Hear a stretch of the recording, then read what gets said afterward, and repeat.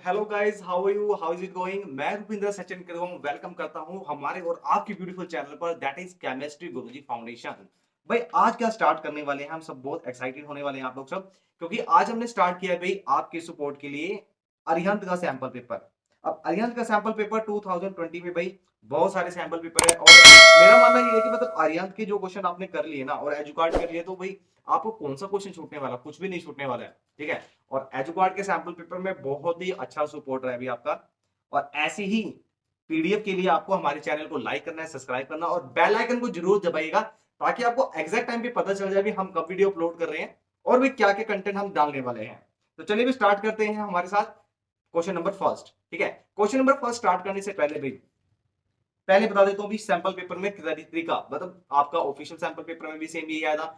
Edu card का अगर हम बात करते हैं, सेम एजू कार्ड में यही बताया हुआ था भाई कि सारे क्वेश्चन करने हैं जो 8th तक क्वेश्चन रहेंगे भी आपके। ठीक है, यानी 7 तक, तो 7 to 8 क्वेश्चन जो हमारे 2 मार्क्स के रहने वाले हैं यहाँ से। सेक्शन बी में आपके पास 6 क्वेश्चन होंगे 3 मार्क्स के, एंड सेम है लास्ट में केस बेस्ड स्टडी क्वेश्चन रहेंगे आपके, जहां से आपके क्या आएंगे भाई 4 मार्क्स के क्वेश्चन रहेंगे। ठीक है ना, तो ये हमारा रहेगा भाई सारा का सारा क्वेश्चन का पैटर्न किस तरीके से आएगा, यानी 3 सेक्शन कवर करने वाले हैं भाई हम। चलो आपका टाइम वेस्ट ना करते हुए हम स्टार्ट करते हैं डायरेक्टली कि हम कौन सा पोर्शन और कौन सा क्वेश्चन स्टार्ट करने वाले हैं। तो चलिए क्वेश्चन नंबर फर्स्ट की अगर हम बात करते हैं, तो क्वेश्चन नंबर फर्स्ट है अभी आपका, the following table shows the position of 4 element A B C D. 4 element है आपके पीरियोडिक टेबल के अंदर, और दिखा देता हूं मैं आपको कौन कौन से एलिमेंट है भाई। ये 4 एलिमेंट है A B C and D. आपको फाइंड क्या करना है आपका, using this above table given in this question, now the element D in this periodic table will form covalent bond. भाई जब भी कोवेलेंट बॉन्ड की बात करते हैं तो कोवेलेंट बॉन्ड से सबसे पहले माइंड में आपके क्या आता है, स्ट्राइक करता है भाई कोवेलेंट बॉन्ड, यानी वहां पे डेफिनेटली क्या होगा भाई, म्यूचुअल शेयरिंग ऑफ इलेक्ट्रॉन होगा। राइट, बिल्कुल म्यूचुअल शेयरिंग रहेगा। और म्यूचुअल शेयरिंग का मतलब क्या है कि उसके पास आउटर मोस्ट शेल में 4 इलेक्ट्रॉन है। तो भाई यहाँ पे भी जो एलिमेंट डी की बात कर रहे हैं, तो इस डी के पास आउटर मोस्ट शेल में 4 इलेक्ट्रॉन होंगे। 4 इलेक्ट्रॉन होने का मतलब क्या है, अभी कौन से ग्रुप में है, देखो अब डी वाला है जो, ये हमारा 14 ग्रुप है। ठीक है, अभी इसमें क्वेश्चन क्या कह रहा है कि D in the periodic table will form only covalent compound why. भाई वाई का आंसर ये रहेगा इसका कि it has 4 electron in the outermost shell. इसके आउटर मोस्ट शेल में 4 इलेक्ट्रॉन है, so it can neither gain electron nor lose electron. ना ही ये इलेक्ट्रॉन को गेन करेगा, ना ही ये लूज करेगा। और रीजन क्या है भाई इसका, अगर ये भाई, अगर हम डी की बात करते हैं, ठीक है, इसके पास 4 इलेक्ट्रॉन है, अगर ये 4 इलेक्ट्रॉन को गेन कर लेता है, तो टोटल इलेक्ट्रॉन कितने हो गए भाई, 4 + 4 + 2, जो इसके के शेल में है। तो भाई टोटल 10 इलेक्ट्रॉन हुए। एंड प्रोटॉन कितने रहे भाई, प्रोटॉन तो सेम ही है भाई, 6 प्रोटॉन। ठीक है ना, तो भाई ये 6 प्रोटॉन इस 10 इलेक्ट्रॉन को होल्ड नहीं कर पाएंगे। ये बात कर रहा था मैं कार्बन के लिए। ठीक है, अगर हम बात करते हैं डी एलिमेंट की, अब ये डी एलिमेंट भाई कहां पर है, ये डी एलिमेंट है हमारा नंबर 14। तो नंबर 14 की अगर बात करते हैं तो कितने इलेक्ट्रॉन होंगे भाई, 14। कितने प्रोटॉन होंगे भाई इसके, 14। बट मैंने बोला कि अगर ये 4 इलेक्ट्रॉन को गेन कर लेता है, तो 4 इलेक्ट्रॉन को अगर गेन करता है तो इलेक्ट्रॉन होंगे भाई 18। बट प्रोटॉन कितने हैं भाई, प्रोटॉन तो सेम रहेंगे भाई 14। तो प्रोटॉन है भाई 14, ये 14 प्रोटॉन इन 18 इलेक्ट्रॉन को होल्ड नहीं कर सकते। इट मींस ये इलेक्ट्रॉन तो लेगा नहीं। आप सोच रहे होंगे कि अब इलेक्ट्रॉन नहीं लेगा तो डेफिनेटली ये क्या करेगा, इलेक्ट्रॉन को देगा। तो भाई ये भी पॉसिबल नहीं है। क्यों पॉसिबल नहीं है, क्योंकि भाई कॉन्फ़िगरेशन के अकॉर्डिंग ये जो 4 इलेक्ट्रॉन है आउटर मोस्ट शेल में, ये न्यूक्लियस के साथ एक स्ट्रॉन्ग फोर्स के साथ बाउंड होंगे, तो ये इलेक्ट्रॉन को लूज भी नहीं करेगा। तो hence it will form covalent bond and form covalent compound. ठीक है, कितना प्यारा सा क्वेश्चन है भाई, और ये बहुत बार मतलब आपको वन शॉट में अगर मैंने दिखाया होगा या पीवाई के उसमें, तो इसको पूरा ब्रीफली बताया हुआ मैंने। ठीक है, चलिए अब देखते हैं भाई, उसके बाद नेक्स्ट पार्ट देखते हैं। नेक्स्ट पार्ट में क्या पुट अप किया हुआ है, which element is a metal with a valency 2। भाई कौन सा एलिमेंट है जिसमें 2 वैलेंसी है और वो मेटल है। तो सबसे पहले अगर देखते हैं भाई 2 मेटल वाला कौन सा होगा, यहां से आपको पता लग जाना चाहिए भाई इतना। मतलब मैंने आपको बोला कि 30 तक एलिमेंट आपको बिल्कुल टिप्स पे रहने चाहिए, टिप्स पे। अब देखो भाई, यहां से क्लियरली विजिबल है कि ये 2 नंबर वाला है हमारे पास सी एलिमेंट। तो सी एलिमेंट हमारा जिसका नंबर है भाई 2, अब ये थर्ड पीरियड है। अब थर्ड पीरियड की अगर हम बात करते हैं, थर्ड पीरियड में 2 वैलेंसी वाला एलिमेंट रहेगा हमारा मैग्नीशियम, यानी हमारा मैग्नीशियम रहने वाला है जिसकी वैलेंसी 2 है और एक ये मेटल है, ठीक है, ये 2 इलेक्ट्रॉन को डोनेट कर सकता है। तो ये था हमारा क्वेश्चन नंबर फर्स्ट। अब क्वेश्चन नंबर सेकंड की तरफ देखते हैं भाई। क्वेश्चन नंबर सेकंड में भी सेम पीरियोडिक क्लासिफिकेशन से ही क्वेश्चन दिया हुआ है भाई। Study the given table and answer the questions that are follows. तो भाई एलिमेंट दिया हुआ है A B C D E, right. Atomic number 18 19 17 9 and 6, तो ये सारे एलिमेंट्स के एटॉमिक नंबर दे दिए हैं। अब क्वेश्चन देखते हैं क्या पुट कर रहे हैं। Which element exhibit catenation. अरे भैया इतना इजी क्वेश्चन, अरे भैया भाई ये क्वेश्चन तो हम कर लेंगे भाई। कैटिनेशन प्रॉपर्टी क्या होता है? कैटिनेशन में तो self linkage property of carbon atom, ठीक है। कार्बन की एक यूनिक प्रॉपर्टी होती है जिसकी वजह से वो बॉन्ड बना सकता है, नंबर ऑफ बॉन्ड, कैटिनेशन, ठीक है। तो अब क्वेश्चन देखते हैं भाई, यहाँ पे ऐसा कौन सा एटम है जो कैटिनेशन शो करेगा? कैटिनेशन शो करने के लिए भाई वो होगा कार्बन, ठीक है। तो भाई नंबर कौन सा है? सबसे पहले देखो कार्बन का नंबर 6 होता है, तो ये जो ई एलिमेंट है ये डेफिनेटली क्या है भाई? ये हमारे पास कार्बन है, राइट। तो आंसर क्या रहेगा भाई? इसका आंसर रहेगा भाई E element will form exhibit catenation, because catenation में क्या भाई? Carbon exhibit this property. चलो बी पार्ट की अगर बात करते हैं, in this given table C and D which element has highest electronegativity. अब इलेक्ट्रोनेगेटिविटी का मतलब क्या भाई? यानी इलेक्ट्रॉन को गेन करने की कैपेबिलिटी, यह है इलेक्ट्रोनेगेटिविटी। चलिए देखते हैं भाई इलेक्ट्रॉन को गेन करने की। भाई अब यहां देखते हैं इलेक्ट्रोनेगेटिविटी का मतलब है गेन करना। अब इसमें भाई हमारे पास अगर ऑप्शन देखते हैं हम, तो हमारे ऑप्शन में भाई 18 नंबर तो होगा नहीं, ये तो नोबल गैस एलिमेंट हो गया। 19 नंबर भी से इसके पास ऑलरेडी एक इलेक्ट्रॉन है, ठीक है। अब बचते हमारे पास 3 इलेक्ट्रॉन, सी डी एंड ई। अब ये ई वाला तो कुछ भी नहीं करेगा, नीदर गेन नोर लूज। अब बच गया हमारे पास भाई सी और डी, ठीक है। क्वेश्चन में भी दिया हुआ है सी और डी, ठीक है, पूरा डिटेल में बता रहा हूं मैं आपको।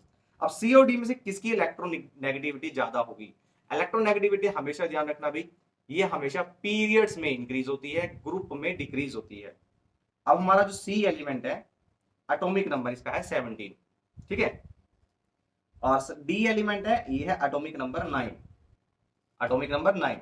तो 9 भाई इस सी से बिफोर आ जाएगा, पहले आएगा। ये हमारा आएगा भाई थर्ड पीरियड में, ठीक है, थर्ड पीरियड में। और ये हमारा आ जाएगा भाई सेकंड पीरियड में। और सेकंड पीरियड की अगर बात करते हैं, ग्रुप में भी बात करते हैं सेम, तो ये एलिमेंट हमारा ऊपर की तरफ आएगा ग्रुप में, ऊपर की तरफ, यानी इसका स्मॉलर साइज होगा डी का। तो स्मॉलर साइज वाले एलिमेंट की इलेक्ट्रोनेगेटिविटी ज्यादा होगी। तो हम यहां राइट कर सकते हैं D has smaller size, hence it has more electronegativity, more electronegativity। भाई साहब इतने सारे सैंपल पेपर करा दिए, सपोर्ट नहीं करा तो भाई क्या फायदा फिर आपका? ये वीडियो कम से कम भाई शेयर करनी है, कम से कम नहीं ज्यादा से ज्यादा शेयर करनी है भाई। और हो सके कम से कम इतना एफर्ट तो होना चाहिए भाई, लाइक सब्सक्राइब तो कर ही देना। चलिए जो पहली बार देख रहे हैं उनको जरूर शेयर करना, अपने फ्रेंड्स को भाई अच्छे काम करने में क्या बुराई है भाई, और अच्छी अच्छी वीडियो बनाए तो कर दो यार शेयर। चलो नेक्स्ट क्वेश्चन देखते हैं अभी इसका। नेक्स्ट क्वेश्चन क्या कहता है अभी हमारा, ये और पार्ट में दिया हुआ अभी question. Can explain how the new Bryophyllum plants can be produced by leaves of the old plant.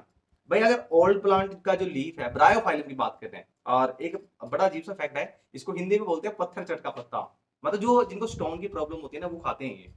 तो कह रहा है कि ये कैसे एक्सप्लेन, मतलब इसको एक्सप्लेन करना है कि किस तरीके से ब्रायोफाइलम एक नया प्लांट प्रोड्यूस करता है। तो ब्रायोफाइलम की अगर बात करते हैं, तो कौन सा मोड होगा अभी ये?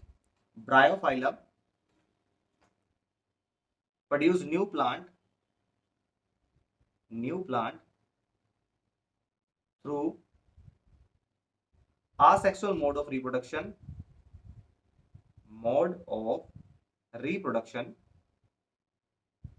और asexual में भी कौन सा मोड है भाई? Reproduction by vegetative propagation, propagation. अब होगा क्या भाई इसमें वेजिटेटिव प्रोपेगेशन में? ये जो लीफ होता है, इसके लीफ में नोचेस होते हैं। कहां पर होंगे ये नोचेस भाई? ये रहा, मैं आपको क्लियरली बताता हूं, ये वाला अगर इसको जूम करते हैं हम, यहाँ पर ये जो मार्जिन है इसके अंदर नोचेस होते हैं। ये नोचेस क्या करेंगे? इसके अंदर स्मॉल बर्ड्स प्रोड्यूस होंगे और ये बर्ड ही देन फाइनली ग्रो कर जाएंगे, राइट। तो अब यहां लिख सकते हैं in this plant notches are present in margin of leaf। अब इस मार्जिन में क्या होगा, इस नोचिस के अंदर बर्ड्स होंगे और ये बर्ड्स ग्रो करेंगे, मैच्योर करेंगे।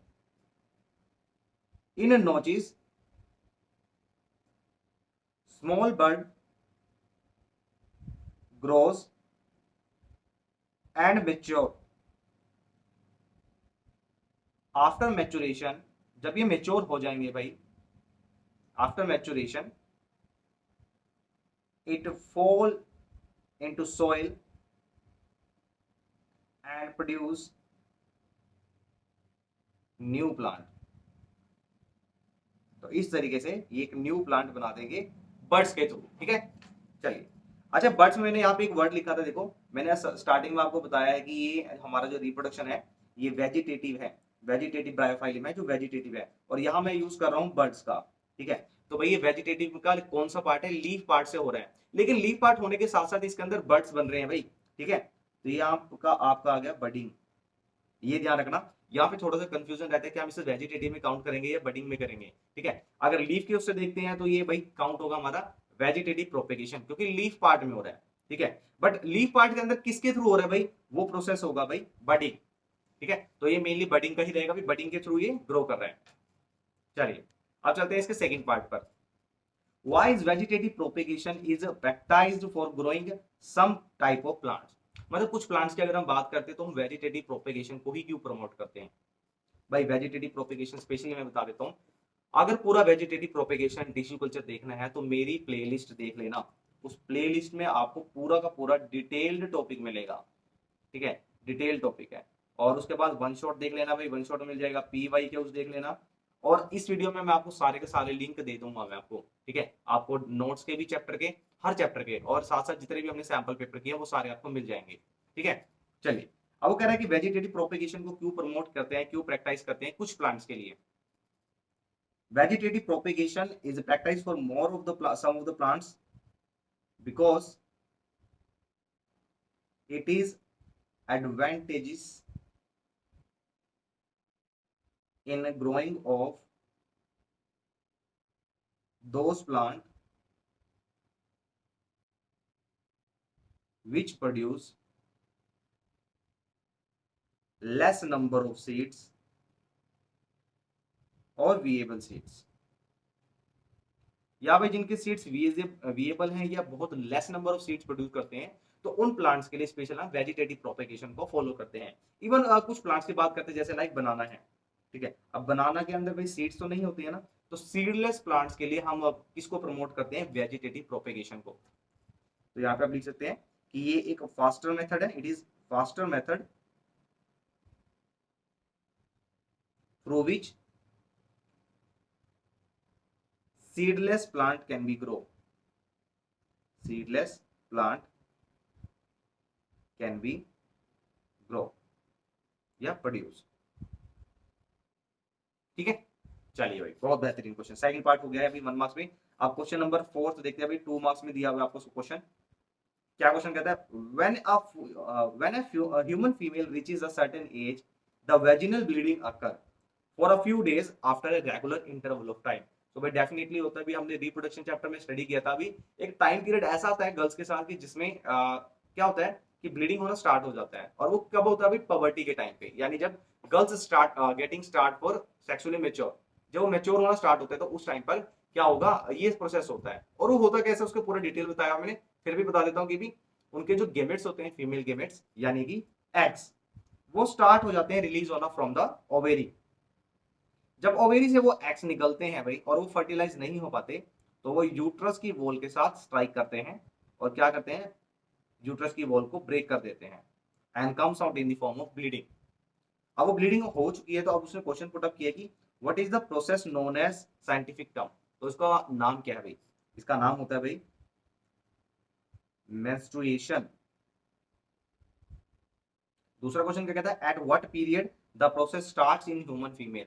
सो कब स्टार्ट होता है इन ह्यूमन फीमेल्स में, In females, it start at the age of 10 to 12 years. और यहाँ से कई बार प्रोसेस का नाम पूछ लेता है कि जब ये साइकिल स्टार्ट होते हैं तो साइकिल का नाम क्या होता है? It is called menarche. Menarche. And it stop permanently at the age of 45 to 50. Depend करता है भाई अभी फिजिकल हेल्थ कितनी है, ठीक है, तो उस पर डिपेंड करता है. 45 भी हो सकता है, वो 50 ईयर्स भी हो सकता है. एंड द टर्म, भाई इसके लिए डेफिनेटली कोई टर्म भी होगी भाई. जिस एज में जो मेनेस्ट्रल साइकिल परमानेंटली स्टॉप हो जाती है, यानी फीमेल गिमेट से रिलीज होने स्टॉप हो जाते हैं, तो उसको साइकिल को क्या बोलते हैं? That is called menopause. Pause का मतलब होता है स्टॉप होना, यानी the time period eight which ovary stop releasing eggs permanently. ये ओवेरी है, ये एग्स को रिलीज करने का स्टॉप कर देती है, मतलब परमानेंटली स्टॉप हो जाते हैं, इसके बाद एग रिलीज नहीं होंगे. Means females can not expect a baby after this age, ठीक है, and that is called menopause. बहुत इजी क्वेश्चन है भाई, 2 मार्क्स में मेरे ख्याल से इतना इजी क्वेश्चन तो नहीं आता है ना. और आ भी गया तो भी फिर वो बल्ले बल्ले है. बल्ले बल्ले क्या भाई, 40/40 मार के आने फिर तो.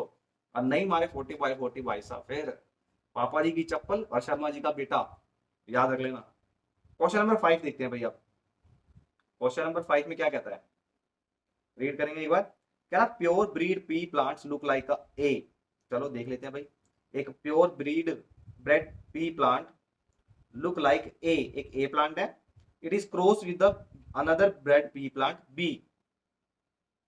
It is found that the plants which look A does not appear in the F1 progeny. यानी क्या कहने का मतलब है भाई, जब इनका फ्यूजन हो रहा है भाई, ठीक है, तो जो F1 प्रोजेनी है, F1 प्रोजेनी में क्या हो रहा है? A does not appear. A appear नहीं हो रहा है, यानी कौन अपीयर हो रहा है? किसके कैरेक्टर्स अपीयर हो रहे हैं भाई? बी के हो रहे हैं, ठीक है. बट री emerge in the F2 generation. लेकिन ये कैरेक्टरिस्टिक्स F2 जनरेशन में आ रहे हैं, F2 प्रोजेनी में आ रहे हैं. तो क्वेश्चन कहता है कि what among the A and B which of the following is tall plant and dwarf. ये ड्राफ्ट लिख दिया, यहाँ डाफ आएगा भी बोने वाले. And give reason. भाई 2 मार्क्स में पूछा हुआ, 2 मार्क्स का इतना बेहतरीन और सिंपल क्वेश्चन, वाह जी वाह, मजा आ गया. तो मेंडल जी ने एक्सपेरिमेंट किया था पी प्लांट पे, और मी प्लांट पे उन्होंने पी प्लांट को टोल और डाफ नहीं बताया, उन्होंने सिर्फ नाम दे दिया ए एंड बी. तो कह रहे जब जो फर्स्ट प्रोजेनी आ रही है, तो फर्स्ट प्रोजेनी में बी आ रहा है, यानी जो बी प्लांट है वो ही टोल प्लांट है. तो यहाँ पे आंसर आ जाएगा. टोल प्लांट कौन सा है भाई? बी है. अच्छा डाफ कौन सा है? डाफ जो F2 जनरेशन में आ रहा है भाई, बचा हुआ डाफ हो गया भाई. भाई डोमिनेंट कैरेक्टर ही फर्स्ट जनरेशन में आते हैं, और फर्स्ट जनरेशन में हमारे आगे टोल, वो है बी के अंदर. जब ये सेल्फ पोलिनेट होगा, तो सेल्फ पोलिनेशन के टाइम पे भाई यहां पे आ जाएगा ए के कैरेक्टर, डाफ वाले. तो डाफ कैरेक्टर हमारे पास है ए के. Give reason. तो रीजन में आप एक्सप्लेन कर सकते हैं, because during the filial one generation some characteristics are expressed itself and that are called dominant character, while rest of the characters which are in the hidden form in the F1 generation are called recessive character. और ये recessive character हमेशा कहां होगा? रीएमर्ज होंगे F2 generation में. भाई सारा का सारा आंसर तो भाई क्वेश्चन में दिया हुआ है, आपको सिर्फ यहाँ एग्जांपल देना है. यहाँ ए और बी दे सकते हैं, और उसके बाद आप अगर ज्यादा आपके पास टाइम है, मतलब होगा यार, ठीक है, मैं अगर इस सैंपल पेपर को 1 आवर 30 मिनट्स में कर रहा हूँ, ठीक है, अच्छी बात है. आप भी कोशिश करो कि इतने सैंपल पेपर्स कर लो कि आपका टाइम इतना बच जाए कि आप एक्स्ट्रा एक्सप्लेन कर सको. तो वहां पे आप मेंडल का एक्सपेरिमेंट को परफॉर्म कर सकते हैं, यहाँ पे परफॉर्म नहीं, यूज कर सकते हो कि टॉल प्लांट कैसे आए थे और डाफ कब आए थे. तो यहाँ पे देख सकते हो भाई, पहले वाले में टॉल प्लांट आए थे, ठीक है, ये डोमिनेंट कैरेक्टर है, तो वहां पे आप एक्सप्लेन कर सकते हैं डोमिनेंट कैरेक्टरिस्टिक्स. और वो किस में आई थी भाई? बी में आई थी, ठीक है, इसको आप एक्सप्लेन कर सकते हैं. 5 क्वेश्चन हो गया. 5 क्वेश्चन के जो ऑप्शन में है वो क्या दे रहा है भाई? Do the genetic combination of mother plays a significant role in the determining the sex of a newborn child. भाई बहुत बार, मतलब अगर कोई भी सैंपल पेपर आप उठा के देखोगे ना, तो डेफिनेटली आपको यही क्वेश्चन घुमा फिरा के दिया होगा. अभी ये 2 मार्क्स का क्वेश्चन है, ठीक है, अब 2 मार्क्स अकॉर्डिंग आपको एक्सप्लेन करना है. वो कहता है कि सबसे पहले तो डू का आंसर देना है. Do genetic combination of the mother plays a significant role in the determination of sex of a new child? No. तो यहाँ पहला आंसर आप देंगे no. No genetic combination of mother does not play any significant role in determining of sex of a child. अब क्यों होगा भाई, ऐसा क्यों है, यहां से देना है, रीजन देना, because each time during gamete formation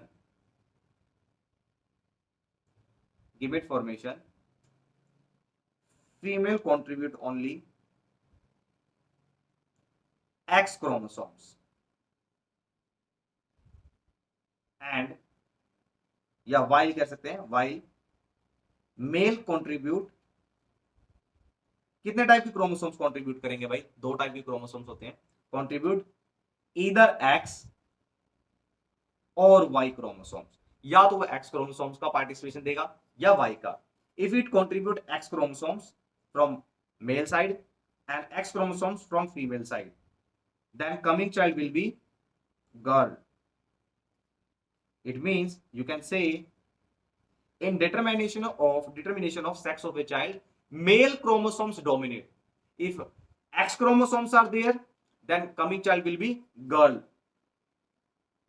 If male is contributing Y chromosomes, then coming child will be, the next progeny will be boy.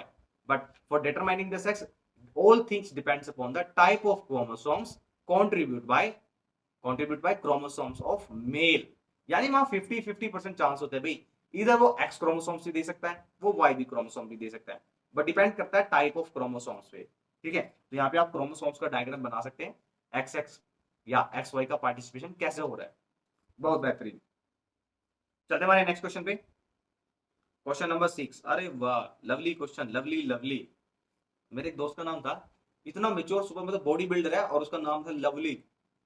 पहले मेरे को भी होगा तो लवली किसने रख दिया इसका नाम, अब वो ऑस्ट्रेलिया में बॉडी बिल्डिंग करता है ना।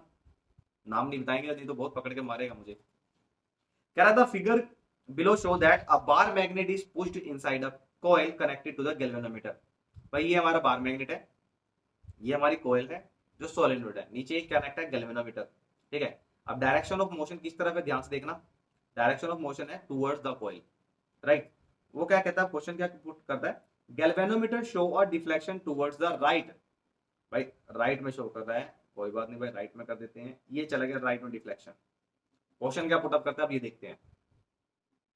कह रहा name the phenomenon used in this above observation. अब इस अबव ऑब्जर्वेशन में क्या, कौन सा प्रोसेस है भाई, तो प्रोसेस को डिफाइन करते हैं पहले। होगा क्या एक्चुअली में इसमें भाई, जब ये magnet towards the coil move करेगा तो क्या होगा भाई, मैग्नेटिक फ्लक्स चेंज होगा, मैग्नेटिक फ्लक्स। और इस मैग्नेटिक फ्लक्स के चेंज होने की वजह से क्या होगा, इस गैल्वेनोमीटर में करंट इंड्यूस होगा। अब करंट इंड्यूस हो रहा है just because of change in magnetic flux, and that is term as electromagnetic induction. Electro मतलब करंट, मैग्नेटिक यानी मैग्नेटिक इफेक्ट, इंडक्शन मतलब प्रोड्यूस करना, यानी करंट प्रोड्यूस हुआ है just because of change in magnetic field. बहुत बेहतरीन। चलिए ये हमारा फर्स्ट आंसर है। सेकंड आंसर देखते हैं क्या पूछेगा। Draw the diagram to show the direction of current flowing in this circuit. बहुत अच्छे, शाबाश। तो सेकंड आंसर क्या पूछ रहा है भाई, क्या भाई डायग्राम आपको बताना है किस डायरेक्शन में करंट फ्लो करेगा। तो भाई मैं आपको बता देना चाहता हूं पहले तो भाई, जब ये मैग्नेट इधर चलेगा, चलो उससे पहली चीज थी भाई, सबसे इंपॉर्टेंट है जिसमें, इन भाई साहब का नाम मैं बहुत बार बता चुका हूं, और इन्होंने एक लॉ दिया था, लेंज लॉ। लेंज लॉ क्या कहता है, लेंज लॉ ये कहता है भाई कि जब भी यहाँ पे मैग्नेट का मोशन होगा, रिलेटिव मोशन होगा, यानी जब भी मैग्नेट का मूवमेंट होगा टुवर्ड्स या रिलेटिव टू द कोइल, यानी कोइल के रिस्पेक्ट में, तो क्या होगा भाई, मूवमेंट करने से इस कोइल के अंदर फ्लक्स चेंज होगा, और इस फ्लक्स के अंदर चेंज होगा तो करंट इंड्यूस होगा, और जब करंट इंड्यूस होगा तो उसकी डायरेक्शन कुछ इस तरीके से होगी कि वो इस मैग्नेट को अपोज करेगा। रिपीट कर रहा हूं भाई मैं, जब ये बार मैग्नेट की वजह से इस कॉइल के अंदर मैग्नेटिक फ्लक्स बनेगा, तो उस मैग्नेटिक फ्लक्स की वजह से यहां पे एक ऐसा पोल बन जाएगा जो मैग्नेट को ही अपोज करेगा। मतलब मैग्नेट तो बेचारा उसकी हेल्प कर रहा है भाई मैग्नेटिक फ्लक्स देने में, और वो क्या कर रहा है, वो उसी को अपोज कर रहा है। ठीक है, तो यहाँ पे कौन सा पोल बनेगा भाई, ये बन गया भाई नॉर्थ पोल, ये बन गया साउथ पोल। अब नॉर्थ पोल बन गया भाई, तो हमने भाई क्लॉक रूल करा था, ये क्लॉक रूल है। तो क्लॉक रूल क्या कहता है भाई, डायरेक्शन ऑफ करंट क्या होगी भाई, एंटी क्लॉकवाइज सर।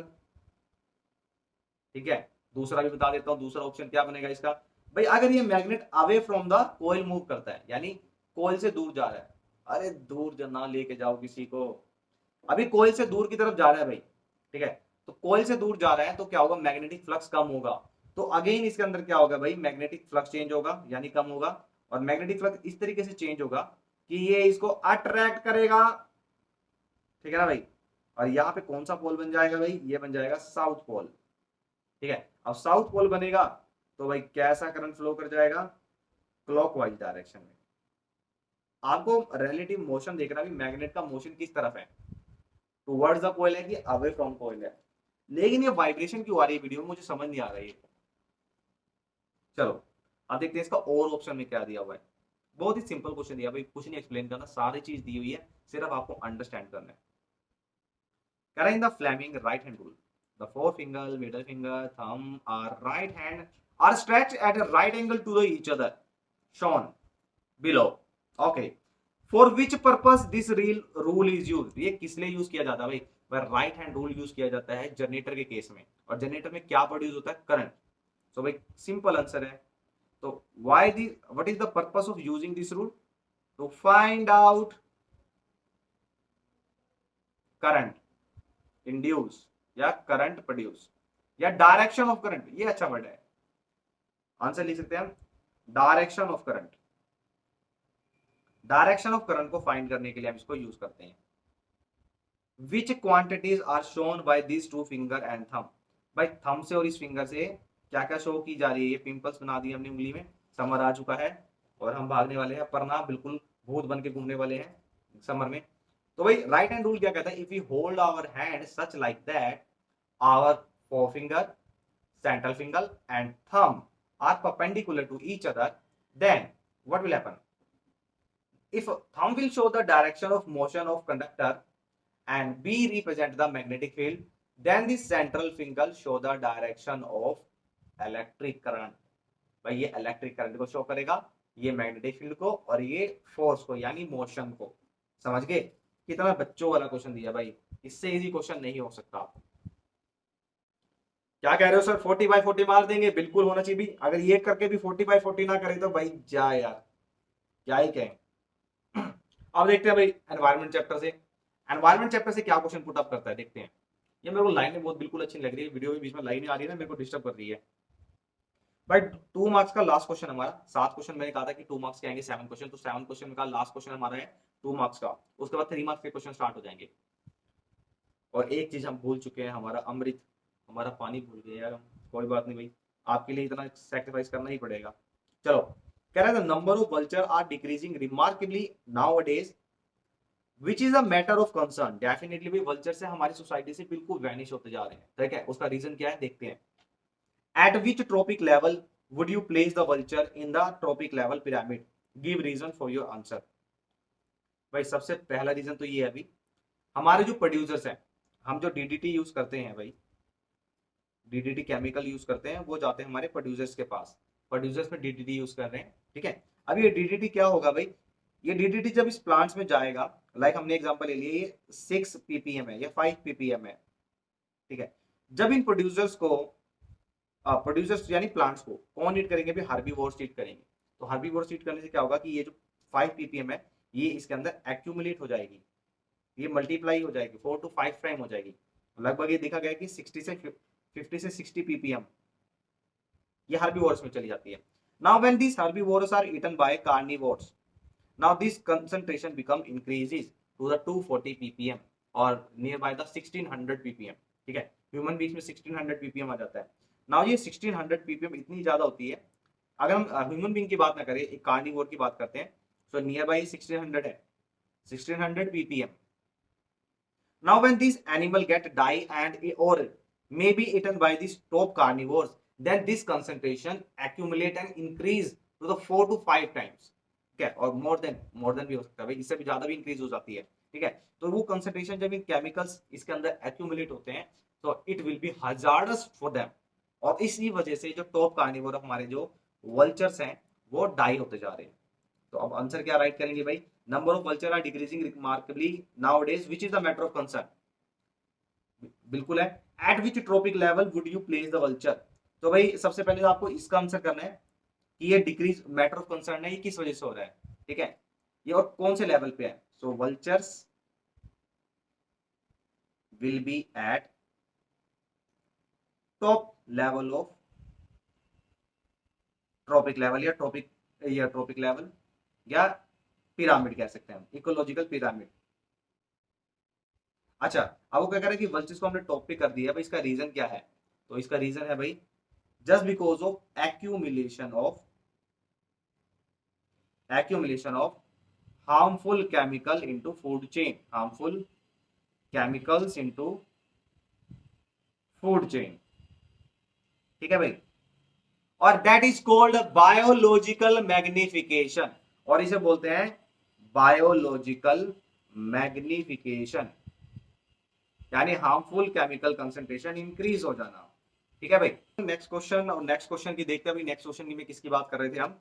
चलिए क्वेश्चन नंबर 7 का बी पार्ट, मतलब बी पार्ट नहीं भाई, ऑप्शन में क्या दिया हुआ है, कह रहा है in the given figure the two different energy pyramid are given, choose the correct one and give reason for your choice. भाई कौन सा करेक्ट है सबसे पहले? तो भाई we have already told you about that producer also found at the trophic level 1, यानी tropic level 1 की बात करते हैं तो लेवल 1 में हमारे प्रोड्यूसर होंगे, फिर होंगे हमारे प्राइमरी कंज्यूमर भाई, ये रहे, then secondary consumer, and finally होंगे टर्शरी कंज्यूमर, जो होते हैं हमारे टॉप कार्निवोर्स। अभी क्वेश्चन करके आए हैं इसके बारे में, वल्चर्स के बारे में। तो हमारा ऑप्शन ये रहेगा भाई।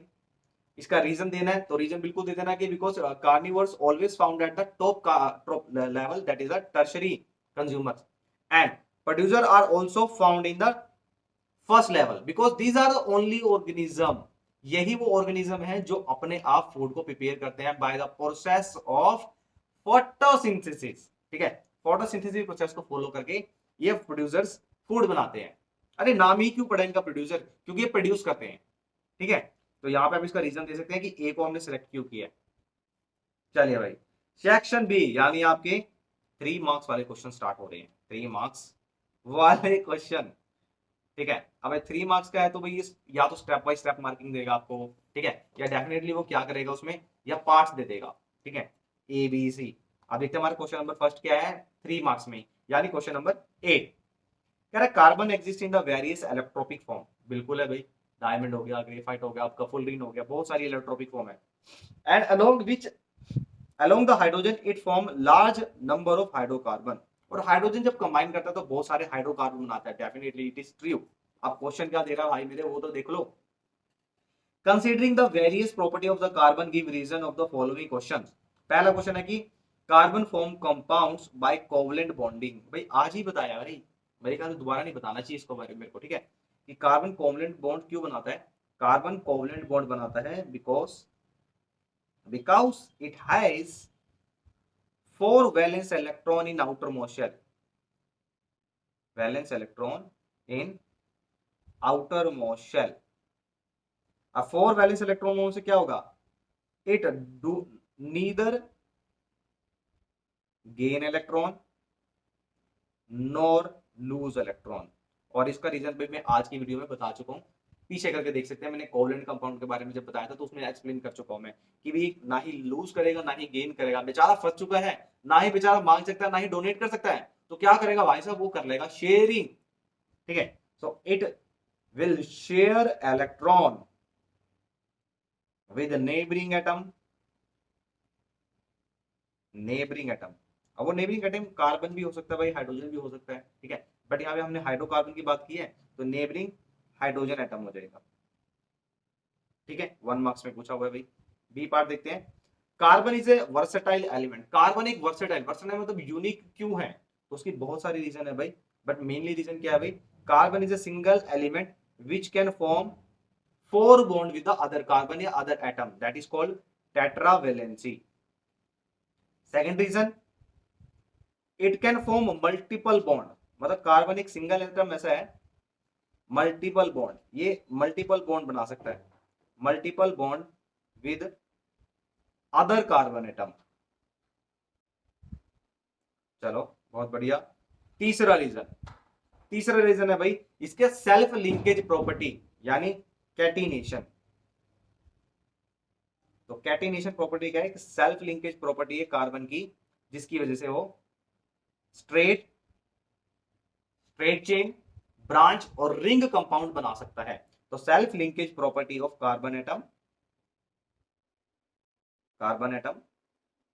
by which it can form straight,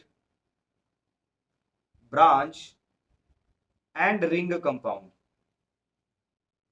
ring compound। माशाल्लाह राइटिंग है भाई साहब मेरी। एक टीचर ने बोली सर आपकी राइटिंग बहुत अच्छी है। मैं कहा भाई साहब मैं अपनी राइटिंग को खुद पसंद नहीं करता हूँ। झूठ बहुत बोलते हैं लोग यार ऐसे। कह रहा graphite can be used as a lubricant but not diamond. भाई इसका परफेक्टली आंसर तो बताऊं मैं, अगर मतलब कुछ सैंपल पेपर्स में कुछ अजीब सा आंसर दिया भाई, मेरे को नहीं समझ आया वो। ठीक है, एग्जैक्टली आंसर क्या है? लुब्रिकेंट का मतलब है कि सॉफ्ट करने के लिए, मतलब उसका लुब्रिकेंट जैसे आपके बाइक्स में मुगलियल यूज करते हैं ना, जैसे ऑयल यूज करते हैं आपकी स्टिचिंग मशीन में होता है, तो वो लुब्रिकेंट है। तो ग्रेफाइट को यूज करते हैं बट डायमंड को नहीं यूज करते हैं। तो किसी में देर का भी इलेक्ट्रॉन ज्यादा है, किसी में इलेक्ट्रॉन कम है, फिक्स है। भाई साहब असली रीजन ये है कि जो ग्रेफाइट है it is soft and non volatile, and इसके नॉन वोलेटाइल नेचर की वजह से, सॉफ्ट नेचर की वजह से it is used as lubricant, while diamond is very very very hard. और हार्ड कभी भी लुब्रिकेंट नहीं बन सकते हैं। ठीक है, जो सॉफ्ट नेचर के हैं वही लुब्रिकेंट की तरह यूज होंगे। भाई जो सॉफ्ट लोग होते हैं वही लोगों का मतलब कहते हैं ना, अच्छे लोग ही अच्छी बातें करते हैं। तो वही ग्रेफाइट का नेचर ही सॉफ्ट है, तो वो लुब्रिकेंट की तरह यूज होता है। ठीक है, चलिए क्वेश्चन खत्म। आप क्वेश्चन नंबर 9 पे चलते हैं हम। In how many blocks has the modern periodic table been divided? भाई कितने पार्ट्स में, मतलब कितने ब्लॉक्स में डिवाइड किया हुआ है? वैसे तो ये आता भी क्वेश्चन +1 +2 में आ जाता है, ये ब्लॉक्स वाला पार्ट है, बट मतलब first time I have seen this कि ब्लॉक्स के ऊपर क्वेश्चन पुट अप किया हुआ है। बट पुट अप किया तो भाई आंसर देना ही पड़ेगा ना। तो भाई कितने ब्लॉक्स होते हैं? There are the 4 blocks. कौन कौन से 4 ब्लॉक्स होते हैं? भाई जो ग्रुप 1 और ग्रुप 2 होता है इसको बोलते हैं भाई एस ब्लॉक। ठीक है, ये हमारा आगे बीच वाला है, इसमें हमारे 10 ग्रुप्स होते हैं। ठीक है, इसको हम बोलते हैं भाई डी ब्लॉक। राइट साइड पे भाई ये ब्लॉक है जिसमें हमारे मेनली आते हैं non metals, mainly non metals आते हैं। ठीक है, मेटलॉइड्स भी है, नॉन मेटल्स है। ये हमारे होते हैं भाई पी ब्लॉक। और भाई जब मैंडलीव के बाद जब मॉडर्न पीरियड टेबल स्टार्ट हुई थी भी हेनरी मोजले जी ना, तो उन्होंने भाई कुछ एलिमेंट्स को वो प्लेस नहीं कर पाए थे, वो ही forgot to place that element. Now these element were place at the bottom with the two horizontal rows that are called lengthenoid series और actinoid series। इसके अंदर टोटल 14 एलिमेंट है, यहाँ पर इधर इधर। ठीक है ना, इसको बोलते हैं भाई एफ ब्लॉक। 14 इसके अंदर, 14 नीचे की तरफ, lengthenoid में और actinoid में। ठीक है, तो टोटल हो गए हमारे पास 4 ब्लॉक। कितना इजी क्वेश्चन है भाई। भाई मैं तरफ 40 में से 50 ले लेता। आप कितने स्कोर करोगे देखते हैं। What was the Dubonnier trade basis of classifying element? डबोनियर ने किस ट्रेड पर एलिमेंट्स को क्लासिफाई किया था? तो भाई देख लेते हैं किस किस ट्रेड पे किया था। Dobereiner arrange the element in increasing order of their of atomic mass with similar property with similar property of elements which is known as traits, known as traits। भाई उसने सिमिलर प्रॉपर्टी वाले follow करने वाले elements को नाम दिया trades. ठीक है, अब उसने क्या रूल बनाया? ही डिडक्टेड या ही डिसाइडेड, या डिसाइडेड वर्ड तो नहीं अच्छा रहेगा भाई, पोस्टुलेट कर लो। He postulated that traits are arranged in such a way, are arranged in such a way the mean of या average of mass of first and third give rise to mass of middle one, mass of middle one.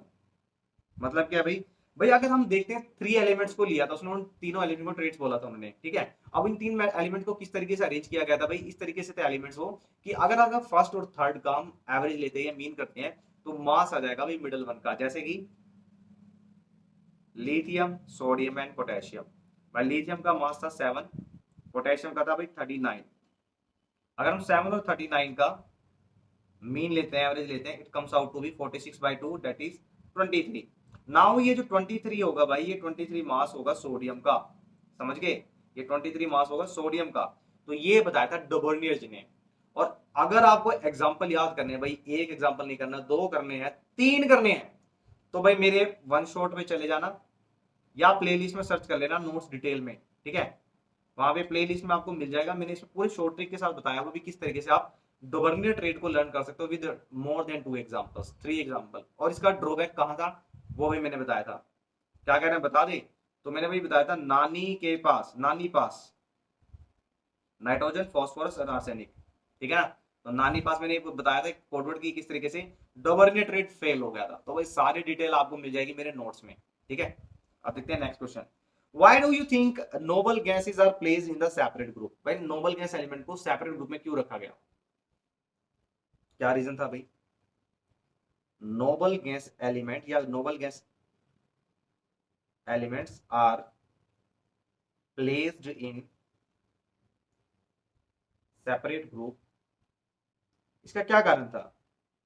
Because number one reason, it has fully filled octet या outermost shell, इसकी outermost shell पूरी filled थी।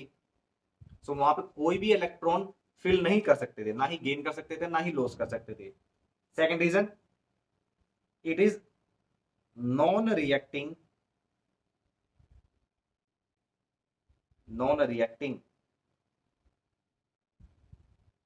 with other elements, hence they are stable and placed in separate group. और कौन सा group था भाई, separate group.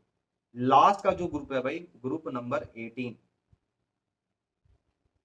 Helium हो गया, न्यून हो गया, आर्गोन हो गया, जिनोन हो गया, क्रिप्टॉन हो गया, ठीक है। ये सारे के सारे एलिमेंट ऐसे थे जिनकी आउटर मोस्ट शेल बिल्कुल फिल थी, यानी ऑक्टेट पूरा फिल था। और ऑक्टेट फिल होने की वजह से भाई वो किसी के साथ भी कंबाइन नहीं करते थे, neither they gain electron nor they lose electron. वो इतने स्टेबल थे, इतने स्टेबल थे कि वो किसी के साथ रिएक्ट ही नहीं करते थे। तो क्या किया भाई, उसको एक अलग से स्लॉट में बना दिया गया जिसको हमने नाम रखा ग्रुप 18, ठीक है। चलिए और पार्ट का दिया हुआ क्वेश्चन, और पार्ट में देखते हैं क्या दिया हुआ है। An atom of electronic configuration 286, 286 का मतलब 16 नंबर यानी sulphur, right, sulphur.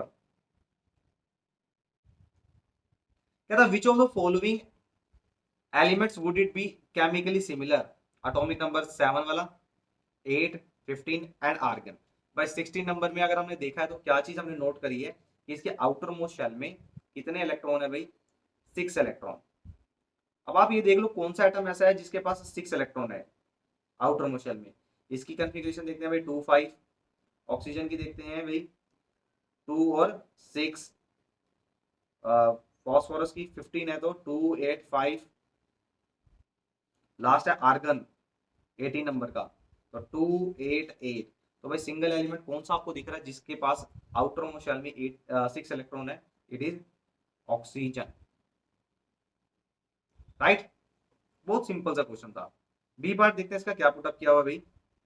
Consider the following features and identify the correct block which of this properties belong to. Okay, कौन सा है भाई, these element majorly form acidic oxide. भाई ये हमारा टर्म 1 का भी क्वेश्चन है, टर्म 2 का भी बहुत बार बता दिया, मतलब एक ये इंटरनल एनसीईआरटी इंपॉर्टेंट क्वेश्चन है। एनसीईआरटी का जिसने पूरा रीड करा है वो तो ये क्वेश्चन कर लेगा, ठीक है। और जो अच्छे कंसेप्ट कर रहे हैं अच्छे से, तो उनको तो ये पता लग ही गया होगा। अब मैं ये बता देता हूँ भाई, एक छोटा सा फंडा है। जितने भी मेटल होते हैं, जब ये रिएक्ट करते हैं ऑक्सीजन के साथ, तो ये बनाते हैं भाई मेटल ऑक्साइड, ठीक है। और ये मेटल ऑक्साइड का जो नेचर होता है वो होता है भाई बेसिक नेचर। सेम एज अगर हम बात करते हैं नॉन मेटल की, तो नॉन मेटल रिएक्ट करते हैं जब ऑक्सीजन के साथ, तो ये बनाते हैं भाई non metallic oxide, non metallic oxide. और ये नॉन मेटेलिक ऑक्साइड भाई कैसे नेचर के होंगे भाई, ये एसिडिक नेचर के होंगे, ठीक है। ये हमने टर्म 1 में भी स्टडी किया था, मैं दोबारा रिवाइज करा दिया मैंने आपको। अब वो कह रहा है कि these elements majorly form acidic oxide. ये कौन से एलिमेंट होंगे भाई? अब भाई नॉन मेटेलिक ऑक्साइड, ये एसिडिक ऑक्साइड कौन से है? नॉन मेटेलिक, बस सिंपल। तो ये एलिमेंट कौन से है भाई? नॉन मेटल है। दूसरा, these elements are majorly metals. अब मेटल्स वाले कौन से एलिमेंट होते हैं भाई? मेटल्स वाले होते हैं हमारे एस और डी ब्लॉक वाले, यानी ऑन द लेफ्ट साइड पे जितने भी हमारे ग्रुप्स हैं, ग्रुप्स हमारे 1 2 एंड 12 तक, तो हमारे 12 तक जो ग्रुप है वो सारे हमारे 1 to 12 में हमारे मोस्टली मेटल्स आते हैं। ये हमने बता दिया भाई। चलो, ये वैसे यहाँ पे एक टेबल आनी थी मेरी अकॉर्डिंग, बट वो शायद स्किप हो गई है। बट इस क्वेश्चन को आप बिना टेबल के भी कर सकते हैं, ठीक है, ये जैसे मैंने आपको बताया। चलिए आप चलते हैं थर्ड पार्ट पे। अच्छा, ये अगर इस क्वेश्चन को मैं इस पार्ट से रिलेट करूं, मैं इसमें से कौन सा मेटल है और कौन सा नॉन मेटल है आप बता सकते हैं ना? भाई जो इलेक्ट्रॉन को लूज करेगा वो हमारे मेटल है, जो इलेक्ट्रॉन को गेन करेगा वो नॉन मेटल है। तो यहाँ पे ऐसा तो मुझे कोई नहीं दिख रहा जो इलेक्ट्रॉन को लूज करने वाला है, ठीक है। तो यहाँ पे मेटल नहीं है, ठीक है। यहाँ पे सारे गेन करने वाले हैं, ये भी गेन करेगा, ये भी गेन करेगा, ये भी गेन करेगा। ये हमारा स्टेबल एलिमेंट है, नॉर्मल गैस एलिमेंट, जो हमारा पीरियड थर्ड में आता है, ग्रुप 18 में आता है। Name the two elements, name the two elements would you expect to show the same kind of chemical reactivity as magnesium and what is the basis of your choice? कहता आपको दो element के नाम बताने हैं जो same kind of reactivity show करेंगे magnesium की। सो भाई मैग्नीशियम, अगर आपने नाम मैग्नीशियम ले लिया है तो अपने ग्रुप सेकंड को याद करो। हे प्रभु, याद कीजिए चीटिंग का, ऐसे नहीं करना है भाई। ग्रुप 1 के बाद ग्रुप 2 आता है हमारा। ग्रुप 1 में मैंने आपको शॉर्ट बताई थी, हेलिना ने करी रब से फरियाद, और दूसरा था भाई बेटा मांगे कार सफारी बापू रोए। तो बेरिलियम के बाद हमारा मैग्नीशियम एलिमेंट था, तो मैग्नीशियम के बारे में पुट अप किया है। तो भाई केमिकल रिएक्टिविटी उनकी सेम होगी जिनके पास same number of valence electron होंगे आउटर मोस्ट शेल में। तो भाई कैल्शियम हो गया, स्ट्रोंशियम हो गया, बैरियम हो गया। तो ये रीजन आप दे सकते हैं कि इनकी रिएक्टिविटी सेम है, show the same chemical property. So these elements have same chemical reactivity because all these elements have same number of valence electron in outermost shell, in outer shell। समझ गए बच्चा? चलो अब चलते हैं नेक्स्ट क्वेश्चन पे। हमारा नेक्स्ट क्वेश्चन हमारा क्या है भाई? 10th क्वेश्चन आ चुका है, और 10th क्वेश्चन भाई 1000 बार बता दिया मैंने, 1000 बार, 1000 बार, और 1000 तो लाइक भी नहीं करते आप। कह रहा था sex of a new born child is a matter of chance. बिल्कुल है भाई, ये मैटर भी डिपेंड नहीं करता मेल्स के ऊपर, ही डिपेंड करता है, फीमेल्स पे डिपेंड नहीं करता है। चांस की बात होती है कि भी कौन सा क्रोमोसोम्स पार्टिसिपेट कर रहा है। नन ऑफ द पेरेंट में be consider responsible for it. बिल्कुल सही। Justify the statement with the help of flow chart determination of sex of newborn child. So भाई ये पूरा पूरा डिटेल में आपको बताना है भाई। ये क्वेश्चन हमेशा 3 मार्क्स पे पुट अप कर रहा है आपसे, और बहुत बार पुट अप कर लिया भाई। प्रो मतलब आप इसको राउंड अबाउट वे में देख लो भाई, कैसे सेक्स का डिटरमाइन होता है चाइल्ड का, या भाई कौन रिस्पॉन्सिबल होता है, किसकी रिस्पॉन्सिबिलिटी होती है भाई। घुमा फिरा के क्वेश्चन यही है, डायग्राम सेम है कि स्पर्मेटोजेनेसिस के टाइम पर, स्पर्मेटोजेनेसिस के टाइम पर मेल जो है it has 22 XX plus XY of chromosomes and female has homozygous। अरे फीमेल FE होता है सर, ओके। इसके पास होते हैं भाई होमोजाइगोस, होमोगेमेट्स, सॉरी होमोगेमेट्स। और मेल के पास होते हैं भाई हेट्रोगेमेट्स। अभी होमो और हेट्रोगेमेट्स क्या होता है भाई? होमो का मतलब है कि इसके पास सारे यानी 22XX प्लस जो लास्ट वाला पेयर है 23rd पेयर है वो भी XX का ही रहेगा। बट यहाँ पे अगर हम बात करते हैं तो ये हेट्रोगेमेट्स है। हेट्रोगेमेट्स का मतलब है इसके पास 50% चांस है कि ये एक्स क्रोमोसोम्स का पार्टिसिपेशन देगा and 50% chances are there it will contribute with the X chromosome और Y chromosomes, right? So there are the 50% chances are there it will contribute its Y chromosomes, but each time female contribute X chromosomes during the progeny. Now वो कह रहा है कि कैसे कर सकते हैं, आप इसका फ्लो चार्ट बना सकते हैं सेम एज अब अगर यहाँ से X chromosomes आया and from female side it also एक X chromosomes, then coming child will be girl. तो पूरा एक्सप्लेन कर सकते हैं कि भी होमोगेमेट्स क्या होता है, हेट्रोगेमेट्स क्या होता है एंड मेनली स्पर्मेटोजेनेसिस के टाइम पे मेल कंट्रीब्यूट करेगा ईदर एक्स क्रोमोसोम्स और Y chromosome. If it contribute X chromosomes then there are the 100% chances are there the coming child will be girl. But if Y chromosomes participate during the fusion या during the fertilization, then during the fertilization जब Y chromosomes eggs को fertilize करेगा then during this fertilization most probably chances of the new baby will be a boy child। तो ये आप पूरा 3 marks में explain करेंगे भाई, फ्लो चार्ट में पूरा ये बनाना है आपको, ठीक है ना? चलिए क्वेश्चन नंबर 11 देखते हैं।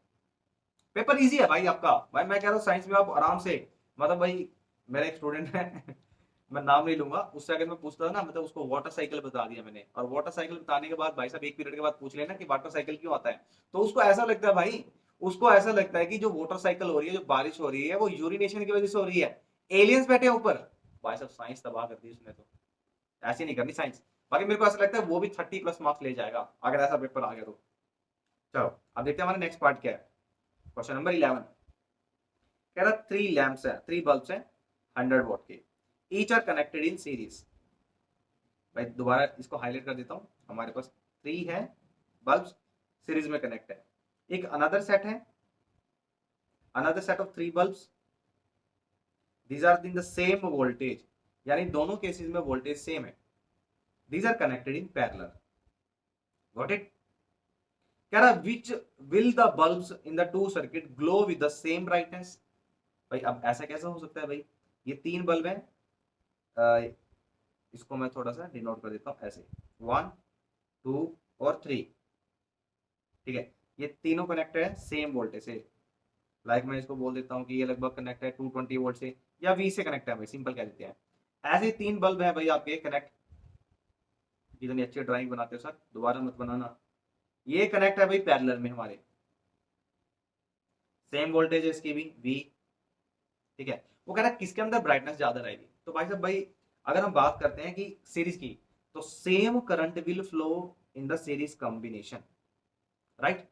तो सीरीज कॉम्बिनेशन में सेम करंट फ्लो करता है, और सेम करंट फ्लो करने से क्या होगा भाई, अब इसका अगर हम बात मानते हैं इसका रेजिस्टेंस आर है, आर है, आर है, same as R dash R dash R dash. First case की अगर हम बात करते हैं तो फर्स्ट केस में क्या होगा भाई, टोटल रेजिस्टेंस कितना होगा, टोटल रेजिस्टेंस होगा भाई R plus R plus R यानी 3R, यानी resistance will be tripled and power is inversely proportional to resistance. समझ गए मेरी बात? P is equal to V square by R, ये आपने स्टडी करा था भाई, मैं थोड़ी बता रहा हूँ, ये तो आपने स्टडी करा हुआ है। P is equal to V square by R, voltage same है भाई हमारी, तो वोल्टेज को हम सेम कर देते हैं, कांस्टेंट है दोनों केसेस में। तो पावर और रेजिस्टेंस का इनवर्सली रिलेशन है, यानी जिसका रेजिस्टेंस ज्यादा होगा उसकी पावर कम होगी, पावर कम होगी तो यानी ग्लो भी कम होगा। पूरा भाई कंसेप्ट से बताना है, अगर 3 मार्क्स में पुट अप किया हुआ है, ठीक है ना? अभी फर्स्ट पार्ट पूछा हुआ है तो पूरा हम यहाँ डायग्राम बना सकते हैं, डायग्राम के बाद आप ये लिख सकते हैं कि जो पावर है वो इनवर्सली है रेजिस्टेंस के। नाउ रेजिस्टेंस इन केस 1 यानी सीरीज के केस में is more hence less brightness, while in this case there will be a more brightness, ठीक है ना? समझ गए? चलिए अब चलते हैं, क्यों होगा भाई मोर ब्राइटनेस, भाई रेजिस्टेंस इसमें कम हो गया भाई, 1/R1 1/R2 1/R3 करेंगे तो ये आ जाएगा भाई R dash by 3 total resistance, यानी एक रेजिस्टेंस का 1/3 होगा, यानी टोटल रेजिस्टेंस कम होगा, तो इसमें क्या होगा, पावर ज्यादा होगी भाई। ठीक है, चलिए सेम क्वेश्चन इससे से रिलेट करता हुआ भाई अगला क्वेश्चन आपका कह रहा भाई, out of 60 watt and 40 watt power consuming devices which has the higher electrical resistance when in use, भाई किसका रेजिस्टेंस ज्यादा होगा। तो भाई एक है भाई जिसकी पावर है 60, दूसरा है भाई 40 वॉट। ठीक है, अब पावर अगर हम देखते हैं तो v स्क्वेयर बाय आर होता है हमारे पास। ठीक है, या आप कह सकते हैं r is equal to V square by P. अगर v हमारी जो पोटेंशियल डिफरेंस है हमारा कांस्टेंट है, तो हमारा जो r है वो किस पे डिपेंड करता है, इनका रिलेशन क्या है अभी बता, क्या है r इक्वल टू 1/p। तो यानी जिसकी पावर कम है उसका रेजिस्टेंस भी ज्यादा होगा। सो किसका आंसर आएगा भाई, 40 vote power bulb has more resistance. ठीक है ना, क्योंकि डिनोमिनेटर में है भाई, तो डिनोमिनेटर की वैल्यू अगर कम होगी तो रेजिस्टेंस ज्यादा होगा, तो आंसर ये रहेगा आपका भाई। ठीक है, इस तरीके से आपको एक्सप्लेन करना है, ये 1 मार्क्स में होगा, ये भी 1 मार्क्स में था आपका, और अरे 1 मार्क्स में 2 पार्ट है तो ये 1.5 का होगा आपका, 1.5, ये भी 1.5 का। चलिए बेहतरीन, अब चलते हैं, बहुत ही अच्छा क्वेश्चन आने वाला है हमारे पास फिजिक्स का। चलो क्वेश्चन नंबर 12 क्या कहता है, तो क्वेश्चन नंबर 12 ये कहता है कि एक लैंप है जिसके पास रेजिस्टेंस है 40 ओम, ये रहा भाई 40 ओम लैंप है, एक रजिस्टर है उसके साथ वो 10 ओम का है, वो भी ठीक है sir, connected with 9 volt supply. चलो कोई भाई 9 वोल्ट सप्लाई है, सर्किट दिखा दिया पूरा का पूरा। फाइंड क्या क्या करना है आपको, फाइंड करना भाई total resistance of the circuit. तो टोटल रेजिस्टेंस क्या होगा भाई, ये 10 है ये 40 है, तो टोटल रेजिस्टेंस आपका क्या होगा भाई, टोटल रेजिस्टेंस सीरीज में क्या होगा भाई, 10 ohm plus 40 ohm, it comes out to be 50 ohm. ये हमारा आगे total resistance. Current through the circuit, भाई करंट निकालने का फॉर्मूला तो हम लगा सकते हैं, अप्लाई ओम्स लॉ। यहाँ पे हम नंबर सेकंड लिखेंगे, representation step by step marking होगी भाई, तो ध्यान रखना है। Apply Ohm's law, V is equal to I R. V हमारे पास कितना है भाई, 9 वोल्ट गिवन है, तो 9, I आपको फाइंड करना है, V आपको जस्ट फाइंड किया 50, तो I आपके पास आ जाएगा भाई 9/50 एम्पियर। ठीक है, यहां से करंट की वैल्यू आपको फाइंड हो चुकी है। अब कह रहा भाई थर्ड पार्ट में आपको पावर निकालनी है। ठीक है, थर्ड पार्ट में पावर निकालनी है, तो power P is equal to V I, simple सा फॉर्मूला। ठीक है, V आपके पास 9 वोल्ट था, अरे भाई दिया हुआ है भाई ये रहा 9 वोल्ट। ठीक है, अभी अगर आपने I निकाला है 9/50, ये आ गया 81/50 वॉट, ये आ गया आंसर आपका। बच्चों वाले क्वेश्चन है भाई साहब, इतने इजी क्वेश्चन, 40 में से 41 आने चाहिए मार्क्स। और लाइक, जितने लाइक आपने क्वेश्चन दे दिया ना, उससे भैया भाई 10 गुना आना चाहिए कम से कम। इतने बढ़िया बढ़िया सैंपल पेपर करा रहा भाई, शेयर कर देना। ठीक है, चलो अब देखते हैं क्वेश्चन नंबर 13। क्वेश्चन नंबर 13 क्या कहता है, अ food chain consist of fish, larva, phytoplanktons and birds. ये चार है दिया भाई, ध्यान से देख लो। और फाइटोप्लैंक्टन्स पे भाई बहुत क्वेश्चन आ रहे हैं भाई, क्या बात है। कह रहा the level of pesticides in water in which fish, larva, phytoplanktons live is quite high. कह रहा जो लेवल ऑफ पेस्टिसाइड्स है वाटर में बहुत ज्यादा है। चलो होने दो भाई, अब उसका क्या इंपैक्ट पड़ेगा वो देखता है ना, क्वेश्चन में क्या पुटअप किया भाई। कह रहा है in which organism the pesticide enter from the polluted water. तो पोल्यूटेड वाटर से सबसे पहले किसके अंदर केमिकल्स एंटर करेगा, तो भाई एंटर करता है हमेशा केमिकल्स प्रोड्यूसर्स में। अब यहाँ प्रोड्यूसर्स क्या है भाई, यहाँ पे है फाइटोप्लैंक्टन्स, यानी प्लांट्स। कौन से प्लांट्स, ये वो प्लांट्स है जो वाटर में होते हैं, अंडर वाटर। तो सबसे पहला आंसर आ जाएगा, the pesticide will be enter into polluted water into the phytoplanktons. Which is the level of organism known as, ये कौन सा लेवल है भाई, ये लेवल है अभी प्रोड्यूसर लेवल, ट्रॉपिक 1 लेवल है ये, ट्रॉपिक 1 लेवल ऑफ प्रोड्यूसर, समझ गए, प्रोड्यूसर। अब क्या कहता है, which organism will have the maximum amount of pesticide accumulated through the food chain. भाई किस ऑर्गेनिज्म में सबसे ज्यादा एक्यूमुलेशन होगा, एक्यूमुलेशन उसी में होगा भाई जो टॉप कार्निवोर होगा। अब भाई ये सबसे पहले देखते हैं, सीरीज देख लेते हैं। सबसे पहले कौन होगा, फाइटोप्लैंक्टन्स होगा, उसको लार्वा खाएगा, उसको फिश खाएगा, और फिश को कौन खाएगा भाई, बर्ड खाएगा। तो हमारा आंसर क्या बनेगा, which organism has the maximum amount of pesticide, answer रहेगा भाई बर्ड। अब रीजन क्या है, what is the process known as, इसका रीजन है बायोलॉजिकल मैग्निफिकेशन। बायोलॉजिकल मैग्निफिकेशन क्या होता है ये? It is successively increase in concentration of harmful chemicals into food chain। Food chain में सक्सेसिवली कंसेंट्रेशन इंक्रीज हो जाना केमिकल्स की, दैट इज कॉल्ड बायोमैग्निफिकेशन या बायोलॉजिकल मैग्निफिकेशन। चलिए अब चलते हैं हमारे नेक्स्ट क्वेश्चन पे। हमारा sample paper about to end section 3 और इसमें हम करने वाले हैं भाई केस बेस्ड स्टडी क्वेश्चन। ठीक है, और केस बेस्ड स्टडी में बहुत इजी क्वेश्चन है भाई। मेरा मानना है ये भी सेक्शन सी में तो आप फ्री के मार्क्स ले सकते हो। फ्री फ्री समझते हो ना? फ्री के मार्क्स ऐसे होंगे भाई, पैसे दिया होगा, आंसर उसी में है, आपको सिर्फ थोड़ा सा ब्रेन लगाना है, माइंड लगाना है थोड़ा सा। चलिए क्वेश्चन नंबर 14 में देखते हैं क्या कह रहा है। कह रहा है एक Anand perform an experiment in which a pea plant blue colour flower denoted by capital B is cross breed with pea plant with a white flower. भाई एक प्लांट है ब्लू जिसको हमने कैपिटल बी से दिखाया है, दूसरा है व्हाइट कलर का। ठीक है, यहां लिख दिया डब्ल्यू, ये व्हाइट हो गया और ये हो गया blue. What is the expected colour in the F1 progeny. भाई F1 प्रोजेनी में कौन कौन से एक्सपेक्टेड कलर होंगे भाई? ये होगा फीलियल वन जनरेशन। तो फीलियल वन जनरेशन में भाई सिर्फ डोमिनेंट कैरेक्टर ही होंगे। अब डोमिनेंट कैरेक्टर जो होंगे वही आएंगे हमारे F1 जनरेशन में, यानी हर केस में आपके पास क्या होंगे भाई? Blue colour, blue colour and blue colour. ये रहेगा पहला आंसर। दूसरा आंसर में क्या कह रहा है? State the expected ratio of genotype. भाई जब जीनोटाइप की बात करते हैं तो genotype is actually is genetical information. Genes कितने हैं उसके, कितने टाइप के जीन्स है उसके अंदर। ठीक है, टोटल कितने टाइप के हैं। तो भाई जब ब्लू को व्हाइट के साथ किया गया, ठीक है, F2 प्रोजेनी की बात कर रहे हैं। F1 प्रोजेनी में भाई आएगा व्हाइट कलर, ये आएगा व्हाइट कलर।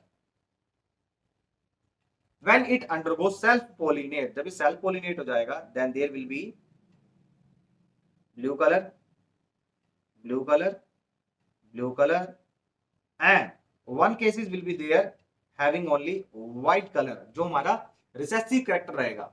ठीक है, तो कितनी इसकी जीनोटाइप रेशियो रहेगी? तो भाई देखते हैं। वन हमारा बिल्कुल बिल्कुल प्योर व्हाइट है, ये हमारा ये भी व्हाइट है। कितने केसेस हैं? दो केसेस हैं। एंड व्हाइट का केसेस रहा है कितना रहा है? सिंगल केसेस वन रहा है। तो F2 प्रोजेनी में एक्सपेक्टेड रेशियो क्या रहेगी? 1:2:1। ये हमारी रहेगी जीनोटाइप रेशियो। अगर वो पूछ ले भाई फिनोटाइप रेशियो क्या होगी? फिनोटाइप, फिनोटाइप का मतलब है कि भाई फिजिकल अपीयरेंस या उसकी अपीयरेंस कैसी है, उसकी मॉर्फोलॉजिकल कैसा दिख रहा है वो, तो वो रहेगा भाई टोटल कितने हैं भाई? 3 टोल है और एक डाफ है, तो वो रहेगा भाई 3:1। समझ गए? अच्छा क्वेश्चन। अच्छा उसके बाद क्या पूछ रहा है थर्ड पार्ट में? What will be the percentage of plants bearing white flower in the F2 progeny. भाई F2 का भी मैंने बताया आपको, ये हमारा ब्लू था, ये हमारा व्हाइट था, ये हमारा आ गया ब्लू हमारा फर्स्ट जनरेशन में। जब सेल पोलिनेट हुआ तो भाई क्या हुआ?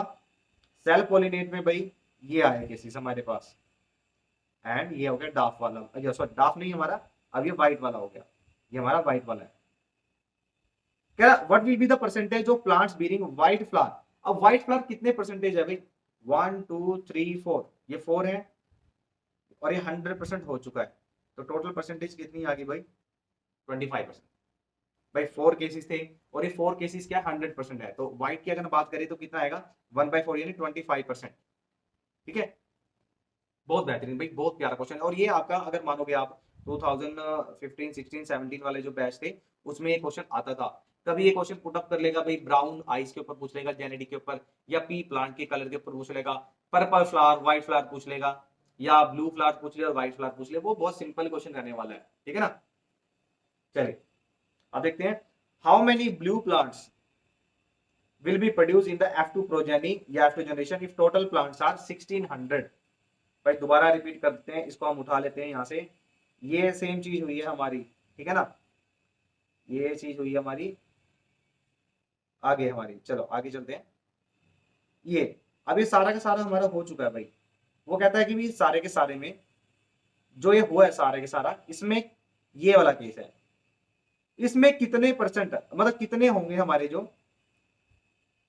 ब्लू वाले होंगे सिर्फ। तो ब्लू वाले कितने होंगे भाई, देखते हैं, इसको रिमूव करते हैं। ब्लू वाले कितने होंगे टोटल, अगर हमारे पास 1600 है तो 1600 में से भाई ये टोटल आ गया 1600। ठीक है, अच्छा 3:1 था। 3:1 का मतलब क्या है भाई, 3 तो हमारे आ रहे हैं सारे ब्लू कलर के। ठीक है, तो 3/4 कर लीजिए इसको, तो ये आ जाएगा आपका 1200। अब ये 3/4 क्यों लिया भाई, भाई 75%। 75% का मतलब क्या होता है, 75% का 3/4 ही तो होता है। 25% का मतलब क्या होता है 1/4। ये भी सारा मैथमेटिक मैं ही बताऊंगा क्या। तो 25% भाई हमारे व्हाइट से तो बचे हुए कितने थे 75%। तो 75% का मतलब 3/4। तो टोटल आ गया हमारे पास ब्लू वाले 1200। बहुत ही अच्छा क्वेश्चन है भाई, ये रिपीट हुआ है क्वेश्चन, ये हमारा PYQs में है, ध्यान रखना। रिपीट होते हैं भाई क्वेश्चन, क्वेश्चन रिपीट होते हैं। ठीक है, चलो लास्ट क्वेश्चन। लास्ट क्वेश्चन क्या कहता है, कह रहा है student wants to show a magnetic effect of current, he wounds an insulated copper wire, ये कॉपर की वायर भाई, ये ब्लैक वाली जा रही है, on the iron nail and connected to ends of the wire with the DC battery, और इसे डीसी बैटरी से कनेक्ट कर दिया है। The iron nail now started attract the iron filings, और इसने क्या किया भाई, आयरन फाइलिंग्स को अट्रैक्ट करना स्टार्ट कर दिया है। यानी अगर हम यहाँ पे आयरन का पाउडर डालते हैं, फाइलिंग्स डालते हैं, ये it get attracted. The phenomenon is known as electromagnetism. अरे भाई मैंने बोलता ना केस में स्टडी में क्या होगा, क्वेश्चन भी दे देगा आंसर भी दे देगा, तो दे दिया भाई। अब देखते हैं क्वेश्चन क्या पुटअप कर रहा है। क्वेश्चन उसने पुट किया है, name the phenomenon shown in the above observation, तो फिनोमिन तो यही दे दिया भाई आंसर, इलेक्ट्रोमैग्नेटिज्म। यहां से करंट पास हुआ, करंट पास होने से मैग्नेट बना। ठीक है, तो क्या बना electromagnetism. Which type of material is used to make the strong electromagnet, तो भाई यहाँ पे दो क्वेश्चन बनते हैं, आपको मैं दोनों बताता हूँ। एक पूछ लेता भी स्ट्रॉन्ग इलेक्ट्रोमैग्नेट, तो स्ट्रॉन्ग इलेक्ट्रोमैग्नेट के लिए आपको आंसर देना है सॉफ्ट आयरन कोर, ध्यान रखना। स्टो और इसका रीजन क्या है, सॉफ्ट आयरन कोर का रीजन क्या है, क्योंकि इसकी रिटेंटिविटी बहुत ज्यादा होती है, रिटेंटिविटी एंड मैग्नेटिज्म, ये बहुत जल्दी मैग्नेटाइज हो जाता है और बहुत लंबे टाइम तक रहता है, जब तक करंट को हम मतलब स्विच ऑफ नहीं करते हैं, इट रिटेन इट्स मैग्नेटिज्म, ये मैग्नेटिज्म को बहुत लंबे टाइम तक रखता है, जब तक इसको करंट की सप्लाई देते रहे। ठीक है, तो बन जाएगा स्ट्रॉन्ग इलेक्ट्रोमैग्नेट। अगर यहाँ पे स्ट्रॉन्ग इलेक्ट्रोमैग्नेट की जगह वो दे देता है परमानेंट मैग्नेट, तब आप पजल हो जाओगे भाई। और ये क्वेश्चन मैंने पिछले सैंपल पेपर में एजुकार्ड वाले में बताया हुआ है। परमानेंट इलेक्ट्रोमैग्नेट के केस में इसका आंसर हो जाएगा स्टील, क्योंकि स्टील की रिटेंटिविटी बहुत लॉन्ग टाइम के लिए होते हैं, even current is switched off. तो इसका आंसर स्टील हो जाएगा परमानेंट मैग्नेट के केस में, और सॉफ्ट आयरन के केस में हो जाएगा भाई आपका स्ट्रॉन्ग इलेक्ट्रोमैग्नेट में हो जाएगा सॉफ्ट आयरन कोर। ठीक है, so this is end of this chapter and this is और पार्ट। इस और पार्ट को भी देख लेते हैं, इसका थर्ड पार्ट क्या है, और उसके बाद और पार्ट देखेंगे, और ये आपका पूरा सैंपल पेपर कंप्लीट हो गया भाई। चलिए, कह रहा state the factor on which the strength of magnetic field due to the current carrying loop depends on, भाई ऐसा कौन सा फैक्टर है जिसके ऊपर करंट कैरिंग लूप का मैग्नेटिक फील्ड डिपेंड करता है। तो पूरे डिटेल में नोट्स बनाया भाई, किसी को अगर ज्यादा से भी डाउट लगता है तो वन शॉट पे प्लेलिस्ट में चले जाना। ठीक है, सारा कुछ मिल जाएगा, पूरे डिटेल नोट्स है। फिर भी बता देता हूं भाई, जो मैग्नेटिक फील्ड स्ट्रेंथ होती है करंट कैरिंग कंडक्टर की, वो डिपेंड करती है भाई, एक तो कितना अमाउंट ऑफ करंट चल रहा है उसमें। ठीक है भाई, बी होता है मैग्नेटिक फील्ड। दूसरा है भाई कितने नंबर ऑफ टर्न है भाई, number of turns. And third one is radius of loop. जो तीन फैक्टर हैं, इसको आपको एक्सप्लेन करना है कि if increase the current then magnetic field strength also increases because it is directly proportional. If we increase the number of turns, then magnetic field strength also increases. And third one, if we go on the decreasing the radius या diameter of the loop, then magnetic field strength will increases. और इसको directly आप लिख सकते हैं I/N/R, ये formula आप लिख सकते हैं वहां पे भाई। 2 मार्क्स से पुटअप किया भाई, कमाल हो जाएगा, कमाल हो जाएगा भाई। चलो लास्ट क्वेश्चन है हमारा, और लास्ट क्वेश्चन देखते हैं। What happens to the electromagnet when a connection through the battery is reverse, भाई इलेक्ट्रोमैग्नेट है हमारे पास, अभी इलेक्ट्रोमैग्नेट बन चुका है। अगर हम इसकी पोलैरिटी को चेंज कर रहे हैं भाई, ये हो गया हमारा, इसको चेंज कर देते हैं। ठीक है, पोलैरिटी चेंज हो गई है। अब ये हो गया हमारा नेगेटिव, अरे आजा भाई, ये नेगेटिव हो गया और ये हो गया पॉजिटिव। तो भाई नेगेटिव पॉजिटिव पोलैरिटी चेंज करने से इलेक्ट्रोमैग्नेट की भी पोलैरिटी चेंज हो जाएगी, यानी पोल्स गेट चेंज। कल जो हमने सैंपल पेपर करा था उसमें मैंने आपको बताया था कि इलेक्ट्रोमैग्नेट और परमानेंट मैग्नेट में डिफरेंस क्या आता है कि हम जो परमानेंट इलेक्ट्रोमैग्नेट होता है उसकी पोलैरिटी को चेंज करने से, पोलैरिटी चेंज करते हैं तो उसका मैग्नेटिक पोल भी चेंज हो जाएगा, magnetic pole also get change. समझ गए? When the iron nail is removed from the setup, अब इसमें से अगर हम आयरन नेल को रिमूव कर देते हैं, ये वाली जो हमारी आयरन नेल है, ये वाली ब्लैक ब्लैक वाली, तो आयरन नेल को रिमूव करने से क्या होगा, iron nail is made up of iron. If we go on removing this iron nail, so definitely what will happen? Its magnetic effect also decreases. Magnetic effect भी decrease हो जाएगा। ठीक है भाई? And this is the end of your sample paper 1 Arihant. तो भाई अब क्या चाहिए? आप चाहिए सैंपल पेपर 2 से। तो सैंपल पेपर 2 के लिए आपका मुझे सपोर्ट चाहिए। वीडियो को ज्यादा से ज्यादा लाइक शेयर कर दीजिए ना, और अपने न्यू दोस्तों को बोलना उसको सब्सक्राइब कर दे भाई। तो मैडम मिलते हैं ब्रेक के बाद, टाटा बाय, ध्यान रखिए अपना, मिलते हैं नेक्स्ट सैंपल पेपर में, बाय बाय।